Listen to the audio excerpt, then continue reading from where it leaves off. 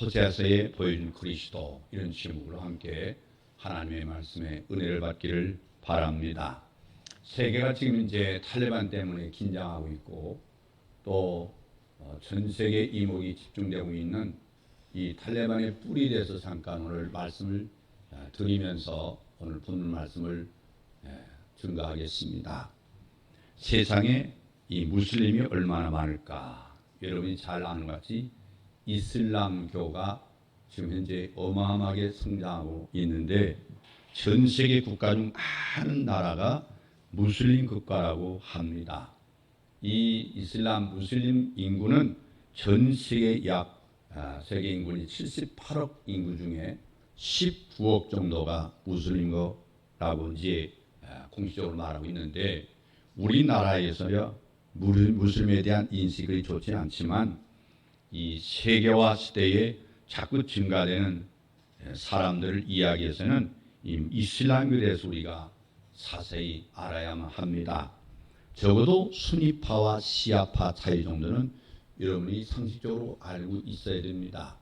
지금 중동을 비롯한 세계에서 일어나고 있는 이 내전 그리고 정치 역학의 관계에 대해서 깊이 이해하고 우리가 이해할 수 있는데 이 시아파와 수니파 무엇이 다르냐?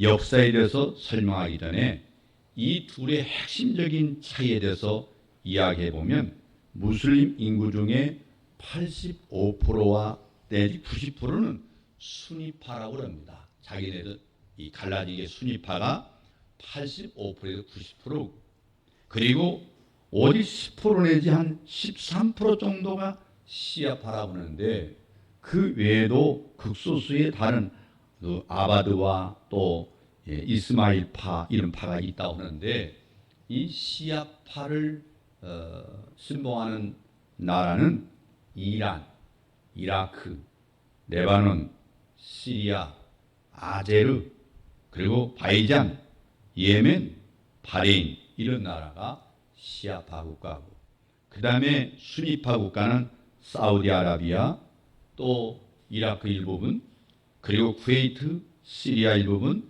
카타르, 터키, 요르단, 모로코, 튀니지, 이집트, 알제리, 리비아, 인도네시아, 말레이시아, 알바니아, 체첸 등 전 세계 대부분의 국가들이 수니파를 신봉하고 있습니다.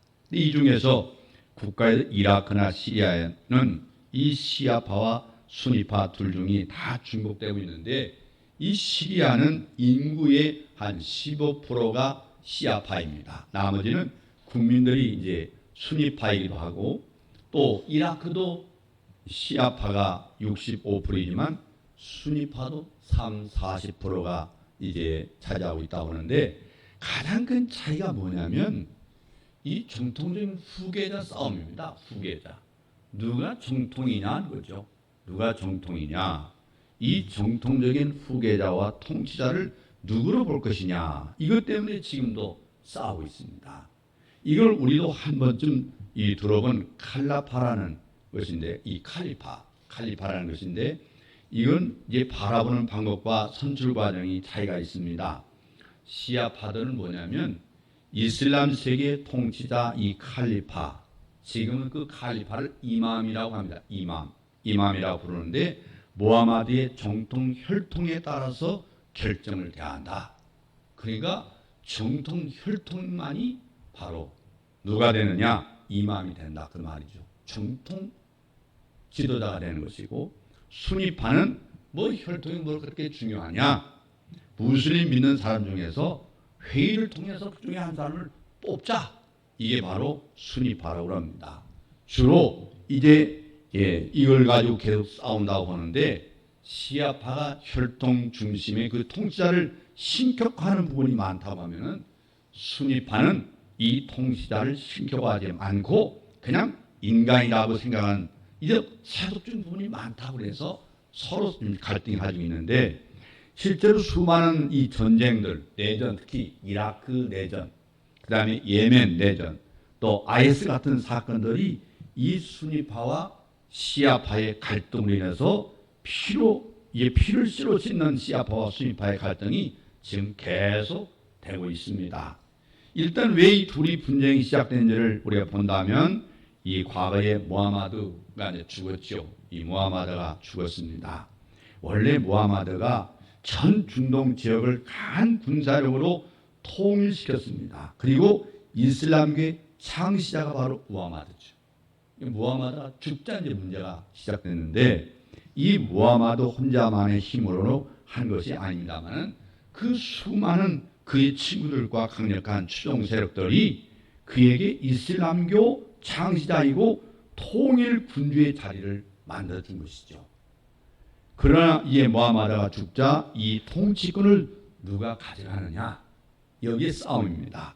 주변에 강력했던 친구들, 이제 그를 칼리프 자리에 만들어줬던 사람들은 계승권을 선거에 의해서 회의를 통해서 최고 지도자를 선출한다고 주장하고, 그리고 오늘날의 수니파의 정신이 그렇게 이어받았다 한다면 반면에 무하마드의 혈통만이 정통 승계자고 칼리프의 자격이 있다 이렇게 주장하는 사람들이 있었는데, 이들의 이제 칼리프가 계승돼야 한다고 주장하는 이들이 시아파입니다. 시아파. 그러니까 초대가 죽고 2대 정통 이 칼리파인 우마르까지 암살을 당합니다. 2대 지도자가 암살당하고 그 다음에 3대인 우스만까지 이슬람교는 하나였는데, 이런 주장이 있었습니다만 하지만은 4대까지가 이제 하나였습니다. 4대까지. 하지만은 4대째 이 알리가 이 칼리프 시대에 들어서 결정적으로 내전과 갈등을 겪은 후에 그 알리의 추종자는 시아파가 되고 기존 그 권위를 따르던 사람들은 수니파로 서로 이제 갈라져서 이게 싸우고 있는데, 마지막으로 수니파와 시아파를 알아야 이해 가능한 국제적 사건과 내전을 우리가 알 수 있는데, 이 시리아 전쟁 다들 여러분 기억하십니다만은 결국 러시아까지 개입한 이 전쟁은 수많은 사상자를 불러일으켰습니다. 그래서 아랍의 봄이라는 민주화 운동과 더불어서 수니파인 대다수의 사람들이 기존의 독재 시아파 정권에 도전을 합니다. 그렇지만은 이 시아파 독재 정권은 군사력으로 이들을 제압하면서 도시를 파괴하고 수많은 사상자를 내게 됐습니다. 여기에 IS와 러시아까지 참여해서 다른 서방권에서 반군을 지원했지만 결국은 시아파 승리로 끝나게 되버리고 말았습니다. 결국 수많은 이 난민을 만들고 유럽 난민 수용에 지쳐서 다시금 보수화되고 세국 정책으로 돌아서게 되는 그런 계기가 됐는데, 예멘 내전을 보면 수아파 정권 대 시아파 반군이 이제 계속 싸운 거고, 이게 제주도로 들어왔던 예멘 난민들 여러분 몇 년 전에 뉴스를 들으셨죠? 근데 이런 난민을 만든 예멘 내전도 결국 종교전쟁이었습니다. 종교전쟁. 이 수니파가 정권을 차지하자마자 거기에 반대하는 시아파들이 반군을 만들었어요. 반군을. 그래서 이 시아파의 후티라는 반군 세력이 2014년 수니파 정권을 상대로 쿠데타를 일으킵니다. 이렇게 오래 가게 될 줄 몰랐죠. 그래서 수니파 국가인 사우디아라비아는 수니파 정권을 도와주게 되고, 반대로 시아파인 이란은 반군을 지지하는 그 모습으로 서로 계속 싸우고 있는 사실입니다. 그렇다면 우리 이 탈레반이라는 말, 탈레반, 이 탈레반이 말이 참 우리가 정신을 차려야 되는데요. 여러분, 세계 공산주의가 누구에 의해서 만들어졌습니까? 공산주의. 사실은요, 레닌이 신학생이었습니다. 레닌과 막스는 신학생이었어요. 근데 이 탈레반도 마찬가지예요. 1994년도 아프가니스탄 이 칸다하르에서 신학생들이 지금 이 조직을 만들었어요. 우리 신학이 아니고 이슬람 신학교, 이슬람 신학생들이 만들었는데 이슬람 수니파 무장 정치 조직을 만들게 됩니다. 그래서 1996년부터 2001년까지 아프가니스탄을 이제 지배하게 되는데, 그러면 엄격한 이슬람 율법 통치와 인권 침해로 국제 사이에 비난을 받고 또 2001년 9.11 테러의 배후자가 지목된 이 오사마 빈 라덴에 대한 미국의 신병 요구를 거부하면서 이 보복 공격을 받아서 그의 11월 이제 붕괴가 됐는데 이후에도 지속적인 이 게릴라 전쟁을 전개하면서 세력을 확대하고 2021년 금년 8월 15일 수도 이 카불을 장악하면서 20년 만에 다시 정권을 탈환하게 되었습니다. 여러분이 아는 것 같이 끔찍한 지금 살상이 지금 벌어지고 있지 않습니까? 오늘 제가 이 말씀을 드린 이유를 잘 알아야 됩니다. 여러분 우리가 무식하면 우리도 당합니다. 지금 잘 알아야 됩니다. 저는 과거 역사를 쭉 보니까 베트남이 망했죠. 베트남과 미국, 특별히 한국군을 파견했습니다. 거기에 베트남 내전이 생겼습니다. 거기에 미국 외국군대가 개입해서 이제 전쟁을 치르게 됐는데 여러분 잘 아실 겁니다. 8년간의 전쟁이 있어요. 그 이후 역사는 우리가 얘기하는 것은 바로 미국과 한국군이 개입한 역사를 말합니다. 근데 73년 1월에 프랑스 파리에서 평화협정이 체결됐습니다. 그 해 3월 말까지 미군이 전부 철수했어요. 그러고 나서 75년 4월 30일에 사이공이 무너졌습니다. 사이공이 함락되고 북베트남이 무력 통일을 이뤄서 1976년 베트남 사회주의 공화국이 만들어지게 됐습니다. 여기에 미국이 패배로 막을 내리게 됐죠. 이런 반미운동, 미군 철수를 주장하는 사람들이 우리나라에도 지금 많이 있습니다. 북한이 70여 년 동안 남한 적화통일의 야망을 저버리지 않고 호시탐탐 노리고 있는데 배부른 대의 같은 꿈에서 지금 우리 정부도 우리 국민이 특별히 깨어나야 된다고 생각이 됩니다. 여러분뿐만 아니라 이번에도 역시 마찬가지였잖아요. 이번에도 이 탈레반들과 역시 평화협정을 맺자마자 아프가니스탄이 공산화될 직전이 있고 지금 현재 정말 피나는 역사가 일어나고 있다는 사실입니다. 그럼 그 다음은 어디겠습니까? 그 다음은 지금 미국에서 걱정하고 전 세계가 대한민국에 지금 주목을 하고 있습니다. 지금 대한민국 국민들의 상당수가 좌파들이 많습니다. 빨갱이가 많다 그 말입니다. 그렇지만 이제 바로 미군 철수를 부르짖고 있잖아요. 그리고 우리가 계속 부르짖는 게 우리 한반도 뭘 부르짖고 있습니까? 평화협정 맺자. 그럼 평화협정 맺으면 미군은 철수해버립니다. 철수할 때 이제 북한의 엄청난 이제 화기들이 남한을 쳐들어온다는 사실이죠. 거기에 중국이 도울 것이고 바로 옛 소련은 러시아가 도울 것입니다. 그렇다고 하면 이 나라는 풍년동화처럼 하루아침에 이제 빨갱이 천국이 되고 많은 사람이 죽어야 됩니다. 여러분이 먼저 이 땅에 어떤 사람이 죽을까를 생각해 봐야 한다는 사실을 우리 교훈 삼아서 정신을 바짝 차려야 한다 하는 사실을 말씀을 드립니다. 여러분 오늘 본문 말씀 보면 호세아 선지자는 북쪽 이스라엘이 아수르에 의해서 패망하기 직전에 하나님께서 마지막으로 회개를 위해서 세운 선지자입니다. 회개하라. 호세아 선지자를 가리켜서 영시의 선지자, 상한 마음의 선지자라고 부르고 있는데 이것은 에레미야가 유다의 멸망을 목격해야만 했듯이 호세아도 이스라엘 멸망을 직접 목격을 해야 했습니다. 호세아서는 세 부분으로 우리가 나눌 수 있는데 첫 부분 1장부터 3장은 이스라엘이 자기 남편을 버리고 다른 정부를 따라가는 그 음부로 묘사되고 있고 두 번째 부분인 4장부터 10장에서는 그들이 어쩌다 심판받아 마땅한가 이 말씀을 하고 있고 마지막 세 번째 부분은 11장에서 14장까지는 그들에게 회복의 소망을 말씀하고 있는 것이 바로 호세아 14장에 대한 이 사실 구성입니다. 이 호세아에서는 하나님께서 선지자에게 너는 가서 음란한 아내를 취하라. 그 얘기 뭐냐면 제 정조를 저버린 저 여자한테 가서 너 장가 들어라, 장가 가라 명하는 말씀으로 시작되는데, 선지자가 이 정결한 처녀가 아니라 음란한 여인을 내 아내로 맞이해라, 이런 합당하지 못한 하나님의 계시를 받습니다. 그런데 왜 그렇게 명하느냐? 1장 2절 보면 이 나라가, 이 이스라엘이 여호와를 떠나 크게 행음했습니다. 행음했다고 그랬어요.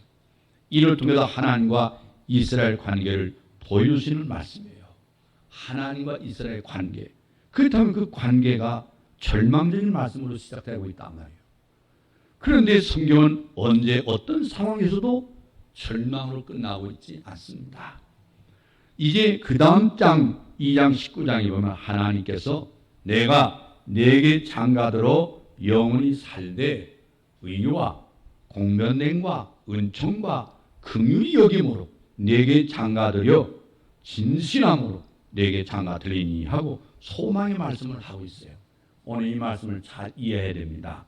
호세에게 장가들라고 하신과 하나님께 또한 네게 장가들겠다는 것이 대칭을 이루는 그런 구조의 말씀입니다만은, 우리가 이런 의미에서 영적으로 해석하자면 예수님께서도 좀 행음한 아담의 후손들인 오늘 나에게, 우리들에게 장가들려고 오셨다는 사실이에요. 그 신부된 교회에 여러분 부름을 받았잖아요. 에클레시아라는 것은 여성 명사입니다. 에클레시아 교회잖아요. 에크 바크로 클레시아 무리 중에서 많은 멸망 가운데 있는 사람 중에서 우리를 불러냈다. 그게 교회입니다. 그 교회가 여성 명사예요. 바로 주님의 신부라 그 말이에요. 예수님께 너에게 장가들려고 왔다. 이렇게 영적으로 우리가 사실 해석해도 사실 잘못된 해석이 아니라고 생각합니다. 자, 여기에는 하나님께서 이루시고자 하는 원대한 계획이 포함되어 있는데, 이제 하나님과 연합이 뭡니까? 내게 장가들어. 그렇지만 내가 너에게 장가들 것이다. 하나님과 연합입니다. 연합교리가 나와 있고, 두 번째는 영원히 살되 하나님 나라를 건설하겠다 하는 말씀이고, 세 번째는 이것이 어떻게 가능해지느냐? 이루시는 방도가 있는데 어떤 방법으로 하느냐? 의와 공변과 은총과 긍휼히 여김으로. 그 말은 십자가를 말합니다. 하나님의 십자가의 대속의 사건이 바로 우리를 의롭게 하고, 우리를 죄인을 하나님께서 공변되는 것은 하나님 나를 변론하셨어. 너는 내가 죄가 없다고 본다. 내가 너를 죄가 없게 할 것이고, 나의 god없는 너에게 요구되지 않는 은총과 너를 불쌍히 여김으로 내가 너에게 장가들 것이다. 이게 바로 하나님의 계시의 말씀이란 말이에요. 누가 누구에게 장가들겠다는 말씀이냐? 만군의 여호와께서 창녀 같은 나에게 장가를 들겠다. 그래서 이는 죄인된 인간이 들을 수 있는 지고지선의 말씀이라고 생각합니다. 여러분, 가장 큰 복음이 바로 축복된 말씀이잖아요. 시편 133편 마지막 절에 바로 여러분 진정한 축복이 뭡니까? 영생이니라. 영생이니라. 여러분, 잘 가르겠다는 뜻은 하나님과의 관계를 나타내는 바로 묘사인데, 이것을 신학적으로 연합교리라고 말합니다. 연합교리. 근데 부부됨은 가장 가까운 것만을 나타내는 것이 아니라 하나됨을 말하는 거예요. 부부가 뭐냐? 하나다. 그래서 인류의 시조 범죄로 말미암아 하나님과의 관계가 이제 분리되었고 합할 수 없는 처지가 되어버렸는데, 그런데 의로우신 하나님이 죄인하고 어떻게 연합할 수 있느냐? 그러기 때문에 3장 1절 2절 보면 너는 또 가서 타인에게 연애를 받아 음부된 그 여인을 사랑하라. 즉 값을 주고 사오라, 그 얘기입니다. 그 창녀를 갖다 돈 주고 사와라. 이게 바로 신학적 구속을 말해요. 구속이 필요하게 됐습니다. 여러분, 우리가 구속함을 받아. 얘기는 뭐예요? 주님께서 값을 치르고 나를 사셨다, 이 말입니다. 바로 구속이에요. 바로. 그래서 이 말씀을 보면은 가장 중요한 말씀이에요. 우리 말씀을 잘 기억해야 됩니다. 그러니까 이 너는 가서 타인에게 연을 하고 음부곧 그 연을 사랑하, 값 주고 사오라. 구속이 필요한데, 이 호세아의 사랑을 말씀하는 게 아니라 자기 아들을 대속 제물로 내어주시고 우리를 구속해 줄 것을 하나의 예표 메타포로 친 말씀이에요. 상징적인 거예요. 비유의 말씀이에요. 하나님 말씀합니다. 13장 14절에 보면 내가 저희를 음부의 권세에서 속량하며 사망에서 구속하리니. 그래서 장가드심이 가능해진단 말이에요. 이건 하나의 의문, 글이 아니라 하나님 복음이에요. 복음. 단순히 우리가 거의 성경에 써있는 글자로 보지 말고 의문으로만 보지 말고 복음이란 말이에요. 이것은 의와 공변됨과 은총과 긍휼을 여김으로 내게 장가들리라. 이게 바로 오늘 아담 후손에게 복음입니다. 복음이에요. 그냥 하나님께서 음부 같은 이스라엘을 향해서 내가 어찌 너를 놓겠느냐, 내가 너를 어찌 버리겠느냐 그러면서 11장 8절에 보면은 내 마음이 내 속에서 돌아서 나의 긍휼이 온전히 불붙듯 하로다. 근데 하나님의 사랑이 불붙듯 하고만 있었던 게 아닙니다. 그렇게만 하셨다면 장가드심이 불가능했을 텐데 그래서 사랑을 나타냈던 거예요. 성경은 말씀합니다. 요한일서 4장 9절 보면 우리 다 같이 한번 찾아보겠습니다. 신약성경 요한일서 4장 9절 한번 찾아보세요. 요한일서 4장 9절. 네. 요한계시록 다음에 유다서가 있고 요한 1, 2, 3서가 있어요. 제일 뒤에 돌아가시면 요한일서 4장 9절 말씀 우리 다 같이 한번 읽겠습니다. 4장 9절 말씀 다 같이 함께 읽습니다. 하나님의 사랑이 우리에게 이렇게 나타난 바 되었으니 하나님이 자기의 독생자를 세상에 보내심은 그로 말미암아 우리를 살리려 하심이라. 할렐루야.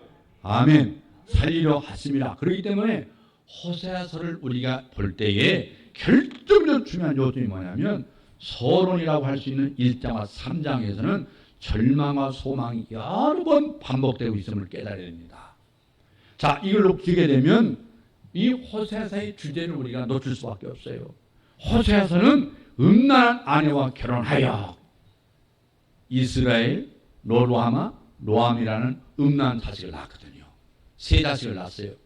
그런데 이것은 인간이 낳은 자식들을 명심하시기 바랍니다. 그렇다면 하나님께서 내가 내게 장가들어 낳게 될 자식을 어떤 자식이라고 했느냐, 여기 대조해서 이름을 통해서 계시해주고 있는데 1장 4절 보면 이스라엘 하나는 그 나라를 폐할 것이다. 이스라엘을 말하는 나라를 내가 폐할 것이다. 망할 것이다.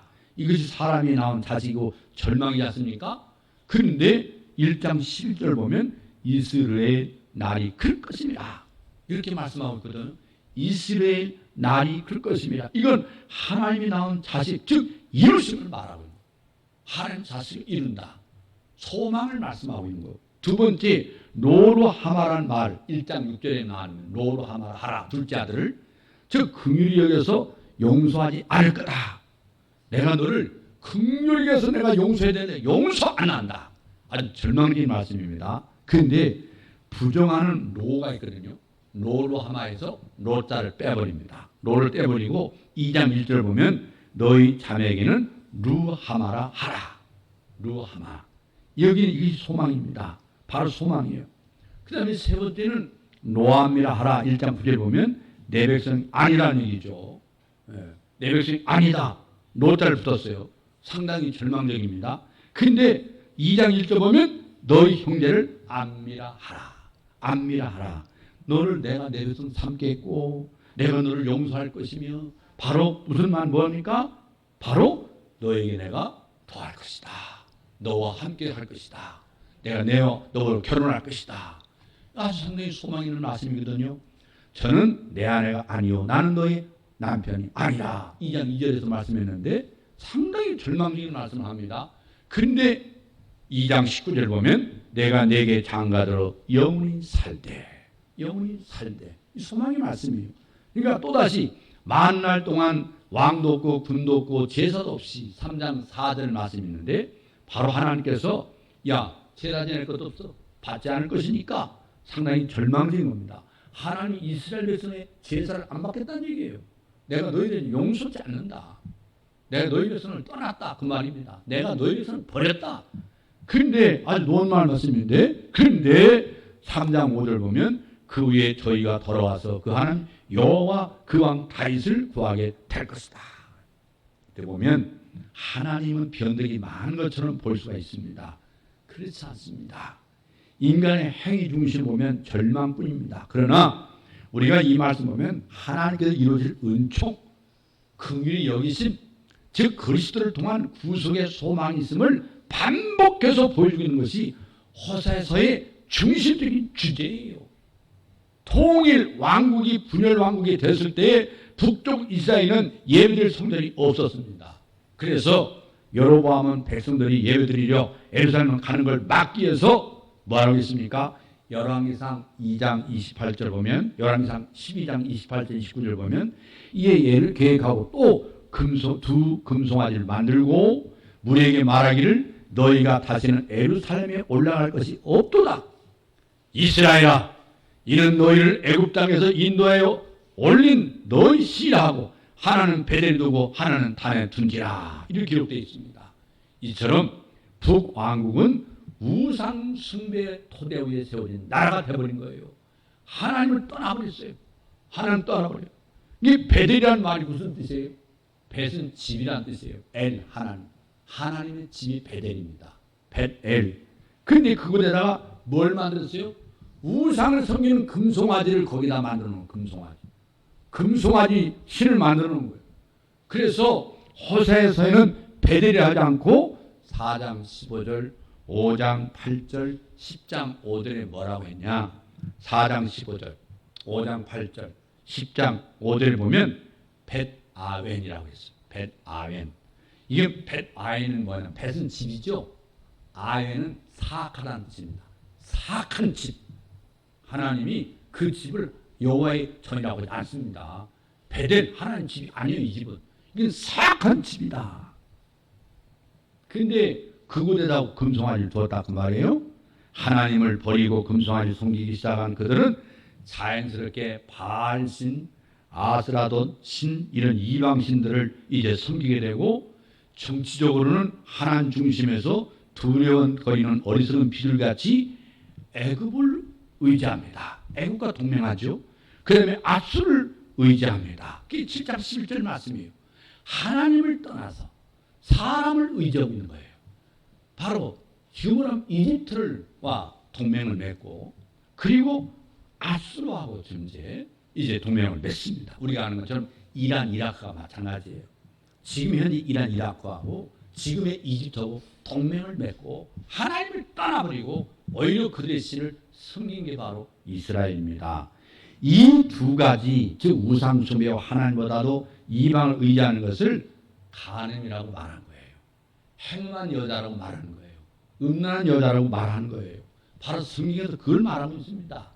그래서 호세아의 핵심이 뭐냐면 2장 5절에 그 왕 다윗을 구하고 하는 말씀이 있는데, 야, 다윗이 죽은 지 몇 년 됐습니까? 수백 년 됐습니다. 이 호세아를 통해서 하는 말씀을 받을 때가 다윗이 죽은 지 수백 년이 지났는데 이 다윗 왕을 구한다는 말은 무슨 말이냐 이 말이에요. 영적 다윗 대신은 그리스도를 가리키는 명백한 언약입니다. 그래서 1장 11절 말씀 보면은 이에 유다 자손과 이스라엘 자손이 한 두목을 세우고 그 땅에서부터 올라오리니 하고, 두목이라는 말이 뭐예요? 대표자는 말이죠. 대표자. 근데 호세아서에 착각하지 아니할 점은 1장 10절 말씀 보면 너희는 내 백성이 아니라 한 그곳에서 저에게 이르기를 너희는 사실 하나님의 자녀라 할 것이다. 절망의 희망의 말씀을 주시고 있어요. 하나님의 말씀, 이 말씀 이스라엘 버리고 이방신을 택하신 그들을 말하고 있는 게 아니고, 이 말씀 보면은 로마서 9장 26절 말씀을 통해서 해석해야 되는데, 너희는 내 백성이 아니란 그곳에서, 그곳이란 말 바로 어디를 말하는 거예요? 어떤 지점을 말하는 거예요? 인간의 행위는 절망의 지점인데 그 절망의 지점이 바로 하나님이 일을 시작합니다. 절망의 지점에서 하나님 일하기 시작해요. 할렐루야. 이게 하나님의 놀라운 구속의 사건이에요. 여러분 심령을 하나님께서 우리를 성전 삼았다고 했잖아요. 우리 마음속에 사악한 음란한 영을 받아들이는 그 우상을 하나님 제버리고 너희 심령을 나의 전으로 삼은 것이다. 이게 놀라운 하나님의 복음의 역사가 아닐 수 없습니다. 그래서 로마서 3장 24절 말씀에 또 로마서 3장 20절에 그랬잖아요. 그러므로 호세를 통해서 말씀하신 바 율법의 행위로는 그 앞에 의롭다 하심을 얻을 육체가 없나니 로마서 3장 24절 그리스도 예수 안에 있는 구속으로 말미암아 하나님 은혜로 값없이 의롭다 하심을 얻은 자가 되었다. 이게 바로 뭐예요? 복음입니다. 복된 소리라 그 말이에요. 복음, 복복자, 소리음자, 복음. 근데 여러분, 근데 유대인들은 로마서 10장 3절에 보면 하나님의 의를 모르고 자기 의를 세우려 하고 심써 하나님의 의를 복종치 아니했다고 말했거든요. 예. 자기 힘으로 의롭다는 얻으려고 저희 오히려 의문으로 돌아가게 된 것이죠. 근데 하나님은 그렇지 않다고 말이에요. 결국 어떻게 됐어요? 그 의문에 부딪혀 넘어진 게 바로 이스라엘 백성이라고 말이에요. 의문에. 그렇기 때문에 호세아서 14장 9절 보면 누가 지혜가 있어 이런 일을 깨달으며 누가 총명이 있어 이런 일을 알겠느냐. 여호와의 도는 정직하니 의인이라야 그 도를 행하리라. 그러나 그 죄인은 그 도에 거쳐 넘어지리라. 이 말씀을 하고 끝내고 있는 게 바로 호세아 14장 9절 말씀이에요. 여기에 크게 두 가지 뜻이 있습니다. 첫째는 누가 이를 전파하여 깨닫게 하고 듣고 믿게 할 것이냐 하는 의미가 있어요. 그러니까 호세아서를 설교할 때 교훈을 말씀할 게 아니라 복음을 전해야 된단 말이에요. 복음을. 여러분 오늘 우리 대한민국이 사회 어떤 면에서는 위기에 맞았다고 생각하지 않습니까? 우리는 지금 현재 안전하다고 여러분 있습니까?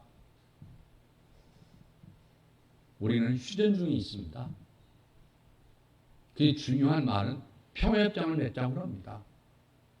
평화협정 맺으면 대한민국과 남북한이 전쟁 없이 다 총은 다 불질러버리고 이날의 전쟁 무기는 다 없애버리고 남북한이 평화롭게 살 것이다. 그런 꿈에서 깨어나시기 바랍니다. 이 나라가 언제 공산화돼서 이 나라가 완전히 흉내나는 6.25 사변 그거 아무것도 아닙니다. 엄청난 많은 사람이 죽어야 합니다. 많은 사람이 죽을 것입니다. 이번에 이런 탈레반들 어떤 일을 했습니까? 20년 동안 미군이 들어와서 장악하는 동안 미군의 직장을 다녔던 사람들, 미군이 운영하는 이 캠프에 가서 저들을 도왔던 사람들 전부 다 총살하는 거. 오늘 아침에 어느 친구가 그걸 나한테 보여줘서 보다가 피 튀기는 걸 보다가 삭제해버렸습니다. 너무 끔찍해요. 미군에게 협력한 사람은 그 자리에 앉아서 다 무릎 꿇고 해가지고 다 뒤에서 머리에다가 총을 쏘는데 그 몸에서 피가 막 튀기는 걸 제가 영상을 보면서 밤중에 잠자다가 뭐가 드러나다가 깜짝 놀라버렸습니다. 여러분, 남의 얘기가 아닙니다. 정신 차려야 됩니다. 여러분, 오늘 우리가 영원히 아담 위에 저주와 심판의 대상인 여러분의 심령들을, 절망 가운데 인생들을 하나님께서 호세를 통해서 주신 이 말씀을 깨달아야 됩니다. 이 복음을 들어야 됩니다.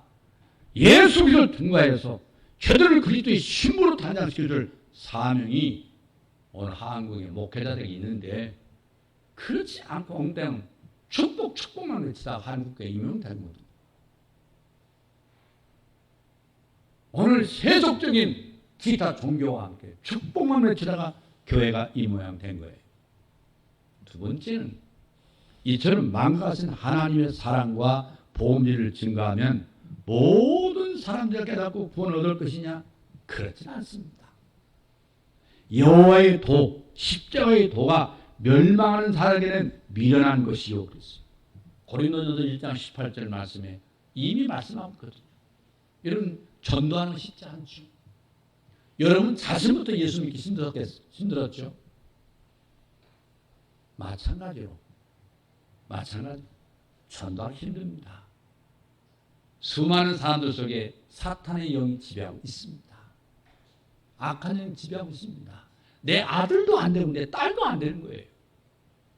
내 아들이라고 해서 여기까지는 끌어다 놓을 수 있지만 여기다 끌어놓은 그 신념 속에 예수가 그 마음의 중심자리의 왕으로 계시기는 상당히 오래 역사해야 되는데 하나님의 성령의 역사가 아니고서는 불가능합니다. 이 자리에 갖다 놨다고 해도 그리스도인이 되는 게 아닙니다. 예배당 건물에 갖다 놨다고 해도 그리스도인이 되는 게 아니에요. 하나님의 복음의 의가 그들에게 증거하지 않고는 그들이 주 앞에 엎드릴 수가 없습니다. 전도는 내 힘으로 되는 게 아닙니다. 전도는 영적 전쟁입니다.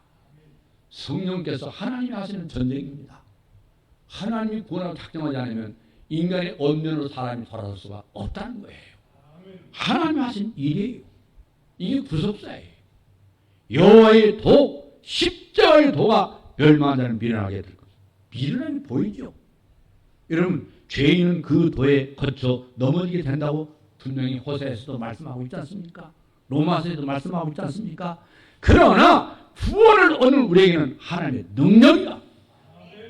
즉 의인하여 그 도를 행하리라.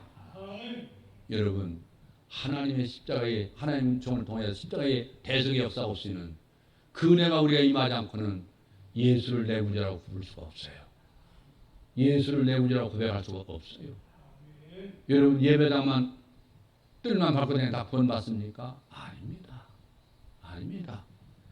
여러분, 이런 진을 깨닫게 해주시고 이런 사랑을 알게 해주셔서 하나님과 화목하게 해주시고 자녀되게 하시고 그리스도의 신부가 되게 해주신 참으로 선하고 신실하신 하나님께 우리가 이렇게 고백해야 합니다. 우리 입술로 수송아지를 대신하여 주께 드리나이다. 14장 2절. 그 수송아지가 바로 하나님이 준비하신 언약의 아들 예수 그리스도가 아니겠습니까? 예수가 아니고서는 우리는 예배가 예배일 수가 없어요. 예배는 바로 예수 그리스도의 십자가의 대속의 의로만 예배가 가능한 거예요. 내가 왜 예수 이름으로 기도합니까? 구금섬 이름으로는 하나님 앞에 내 이름 석자를 가지고는 기도가 연락되지 않습니다. 예수 그리스도의 이름으로, 예수 그리스도의 이름으로만 내 죄를 대속하신 그 하나님의 은총으로만 하나님 앞에 우리의 기도가 연락됩니다. 여러분, 이제 8월이 다가가게 됩니다. 가을은 과실이 이제는 점점점 완숙한 그런 계절이 됩니다. 과육이 익어갈 때 우리의 신앙도 익어가는 순도가 되기를 바랍니다. 기독교는 철저한 국가가, 철저한 애국심. 그러기 나를 위해서 지금도 기도하는 사람들이, 우리는 지금도 나태할 줄 모르지만 지금도 세속을 피해서 있는 게 아니라 산속에 비닐막을 쳐놓고 지금도 가까운 서울 삼각산에서 밤새워 기도하고 금식하는 사람들이 하나둘이 아닙니다. 돌 틈에서, 바위 틈에서, 숲 밑에서, 나무 밑에서 하나님의 등을 끌고 이 나라를 위해서 회개의 기도를 올리고 있는 바로 이 나라 하나님 세우신 의인들이 많다는 사실을 기억하시기 바랍니다. 우리는 정신을 차리고 깨 있어서 이 하나님 주신 금수강산이 적화되지 않냐고 복음에 통일돼서 이나 평화로운 대한민국 세계를 섬길 수 있는 민족으로 부상하는 그런 축복이 있기를 제 이름으로 축원합니다.